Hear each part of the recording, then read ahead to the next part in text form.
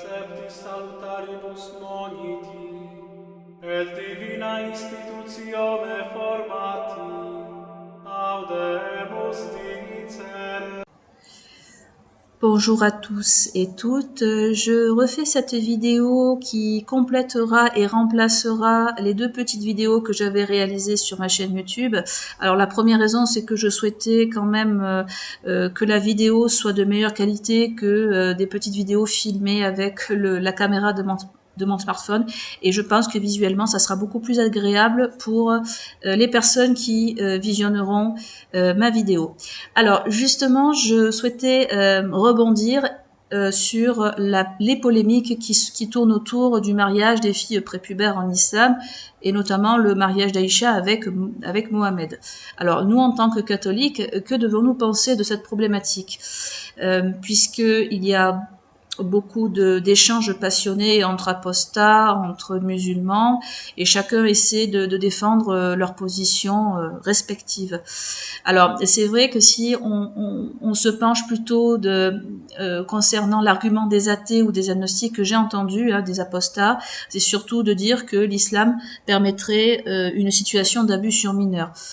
Alors ça, c'est un sujet qui mérite un grand débat, parce que les mariages et les âges varient beaucoup entre les époques, et c'est compliqué d'avoir une morale qui vienne que de 2024. Voilà. Surtout que si on étudie des périodes anciennes, il faut avoir le regard de l'historien, et nos ancêtres n'avaient pas forcément les mêmes références morales que maintenant.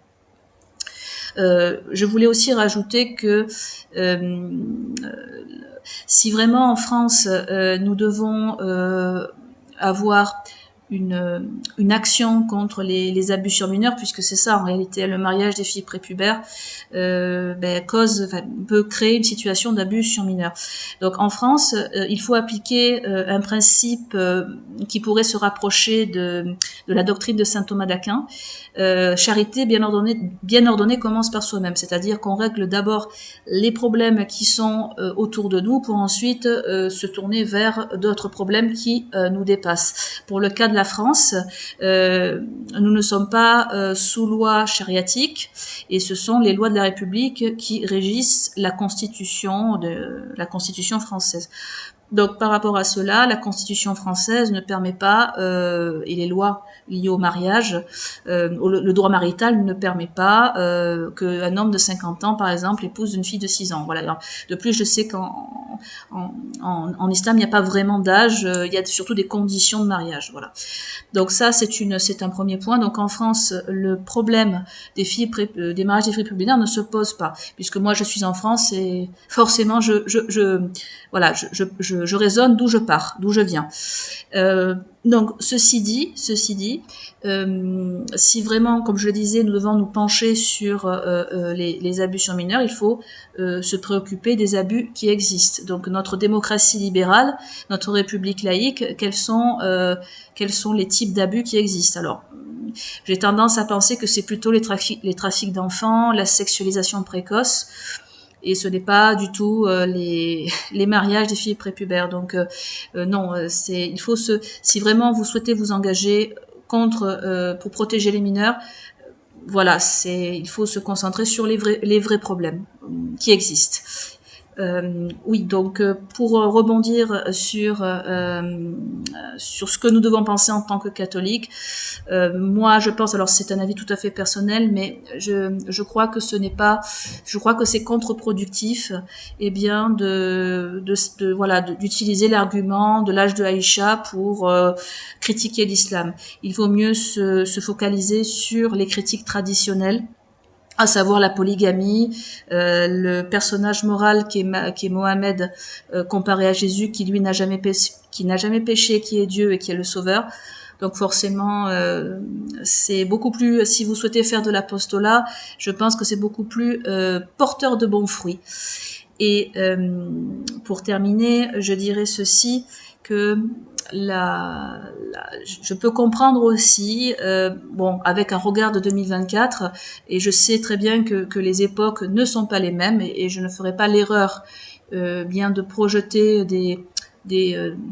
je dirais, des avis et des émotions qui viennent de notre temps, mais néanmoins, je peux comprendre que certains catholiques ou quelles que soient les personnes avec ou sans religion, je peux comprendre que le mariage d'Aïcha en tant que tel et Mohamed peut choquer. Pourquoi? Parce qu'il y a quand même un grand écart d'âge. Donc c'est vrai que je peux comprendre que ça peut choquer.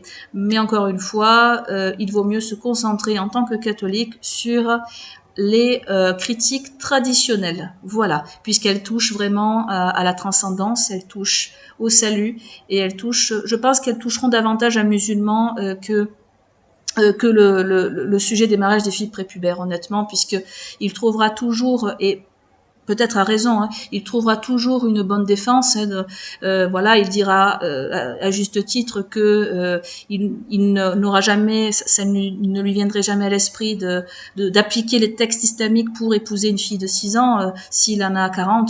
Voilà, donc c'est voilà, parce qu'un musulman confronté à cela, il utilisera sa raison naturelle. Donc il ne va pas valider, alors à quelques exceptions, hein, il ne va pas valider ce genre de choses, donc ça ne sert à rien. Voilà, parce que s'il est convaincu dans sa foi, eh bien ça ne le touchera pas tout simplement. Voilà. Bien écoutez, je ne veux pas que cette vidéo soit trop longue. Je vous remercie beaucoup pour votre écoute et n'hésitez pas à réagir dans l'espace commentaire. Au revoir.